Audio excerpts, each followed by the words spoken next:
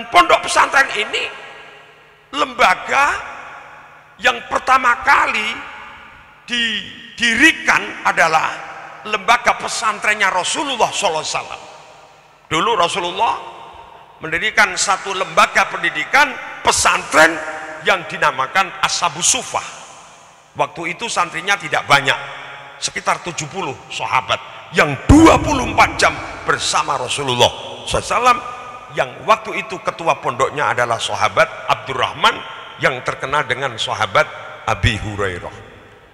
Sehingga kalau kiai-kiai, santri-santri mengkaji hadis Rasul, itu paling banyak adalah riwayat dari An Abi Hurairah, karena beliau ketua pondoknya pesantren beliau namanya Ashabus Suffah. Ternyata model lembaga pendidikan yang diteruskan atau yang bisa meneruskan model Rasulullah adalah para ulama-ulama, kiai-kiai di bumi Nusantara ini.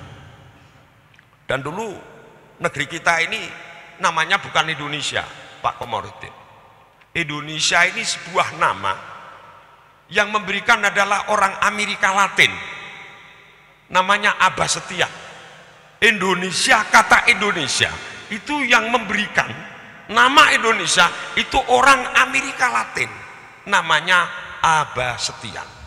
Aslinya wilayah kita itu disebut wilayah Nusantara, atau kata lain disebut Al-Jawi.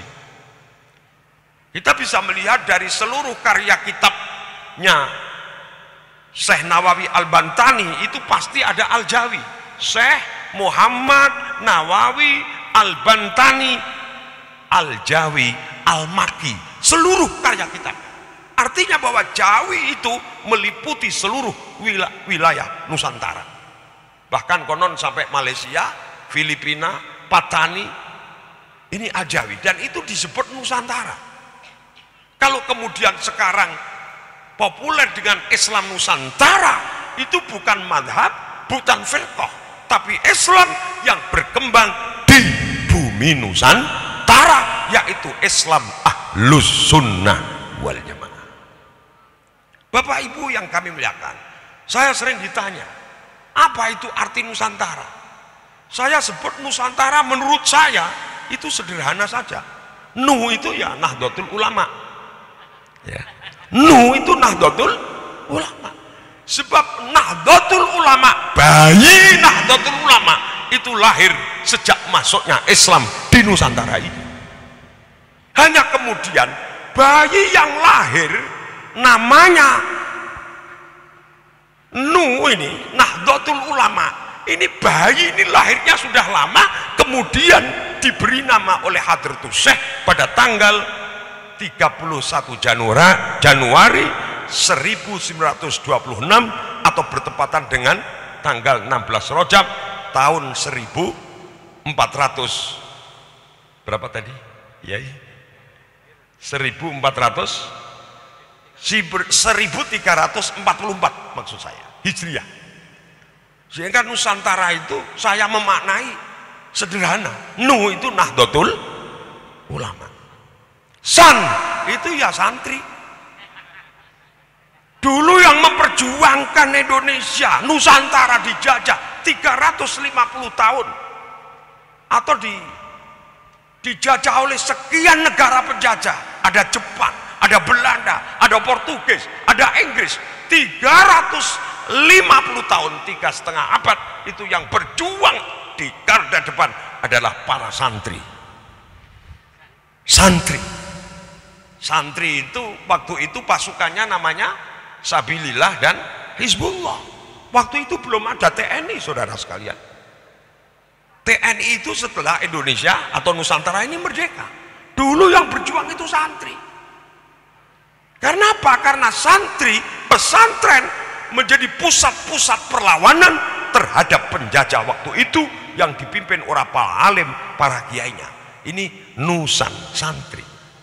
Kemudian santri ini bikin pasukan Sabilillah dan Hizbullah, kemudian berkembang menjadi tentara, namanya Tentara Rakyat Indonesia. Sehingga Indonesia ini akan terus Nusantara ini akan terus berkibar bersama-sama dengan tema besar pada tahun ini, merawat jagat, membangun peradaban. Sepanjang Nusantara terus berkolaborasi, Nusantara terus bekerjasama, Nusantara terus bersatu, akan terus peradaban Indonesia ila yaumil qiyamah. Dan ini amanat yang harus kita emban bersama-sama, saudara. Maka benar apa yang dikatakan oleh Ketua Umum PWNU Banten, Bapak Kiai Haji Bunyamin. Kita di dalam NU itu harus diniati khidmah, melayani. Ya, kita di NU itu harus diniati khidmah, khodamah yakhdumu khidmatan au khotmatan. Artinya kita berkhidmah, melayani. Melayani apa? Ya melayani kita semua, untuk agama, untuk bangsa, dan untuk negara. Ini khidmah. Di dalam khidmah harus didasari oleh dua hal. Yang pertama adalah ketaatan, dan yang kedua adalah keikhlasan itu sendiri. Sebab kita sering mendengarkan makalah yang terkenal, makalahnya Sayyidina Umar Ibnul Khattab, la islama illa bil jamaah. Islam ini tidak akan kuat, Islam ini tidak akan hebat, Islam ini tidak akan jaya, tidak seperti yang dikatakan Rasulullah, al-islamu ya'lu wa la yulaleh, manakala tidak ada jamaah. La islama illa bil. Maka jamaah kita adalah jamaah Nahdlatul Ulama. Sehingga kita menjadi warga NU, menjadi anggota NU, menjadi orang NU, itu bagian dari anugerah Allah yang diberikan kepada kita semua. Alhamdulillah. Kita ini syukur kepada Allah, dijadikan Allah menjadi orang NU. Apa? Jam'iyah diniyah yang dipimpin oleh para ulama. Kita harus bersyukur itu. Sebab Rasulullah juga menyampaikan alaikum ittabi'ul ulama. Setelah alaikum bisunnati wa sunnatil khulafa'ir rasyidin al-bahdin, Rasulullah memerintahkan kepada seluruh umatnya untuk selalu mengikuti para alim ulama. Al ulama warathatul anbiya. Ittabi'ul ulama fa innahum surujud dunya wa masabihul akhirah. Ini ulama. Ulama seperti apa? Ya ulama yang jelas-jelas ulama.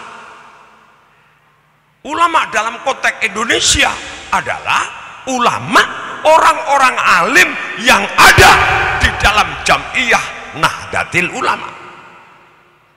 Sebab namanya saja sudah Nahdlatul. Nahdah itu artinya bangkit. Ulama adalah orang-orang alim. Kebangkitan kita harus dituntun oleh para ulama itu sendiri.